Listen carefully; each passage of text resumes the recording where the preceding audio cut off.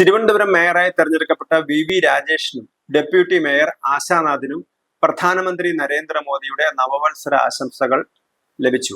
പ്രധാനമന്ത്രി നരേന്ദ്രമോദിയുടെ വാരണാസി MP എന്ന നിലയിലുള്ള ലെറ്റർ ഹെഡിലാണ് അവർക്ക് കത്ത് വന്നിരിക്കുന്നത്. തിരുവനന്തപുരത്ത് താൻ പലതവണ വന്ന കാര്യം അദ്ദേഹം സ്മരിക്കുന്നുണ്ട്. ശ്രീപത്മനാഭ സ്വാമി ക്ഷേത്രത്തെ കുറിച്ച് സ്മരിക്കുന്നുണ്ട്. തിരുവനന്തപുരത്തിന്റെ സാമൂഹ്യ പരിഷ്കർത്താക്കളെ കുറിച്ച് പറയുന്നുണ്ട്. തിരുവനന്തപുരം എന്നത് കവികളുടെയും സാഹിത്യകാരന്മാരുടെയും കലാകാരന്മാരുടെയും ഒക്കെ ഒരു നാടാണെന്ന് പറയുന്നു. അതുപോലെ തന്നെ ശ്രീനാരായണ ഗുരുവിന്റെയും അയ്യങ്കാളിയുടെ ഒക്കെ നാടാണ്. അതേപോലെ തന്നെ മന്നത്ത് പത്മനാഭൻ നൽകിയ സേവനങ്ങളെക്കുറിച്ചും പ്രധാനമന്ത്രി നരേന്ദ്രമോദി പരാമർശിക്കുന്നുണ്ട്. BJP പ്രവർത്തകരെ സംബന്ധിച്ചിടത്തോളം ഇത് വലിയ നേട്ടമാണെന്ന് അദ്ദേഹം പറയുന്നു. ഇത് ചരിത്രപരമായ വിജയമാണ് വി രാജേഷും അതുപോലെ തന്നെ കൂട്ടരും നേടിയിരിക്കുന്ന അദ്ദേഹം പറയുന്നു. കൗൺസിലർമാരെയും പ്രധാനമന്ത്രി അഭിനന്ദിക്കുന്നുണ്ട്.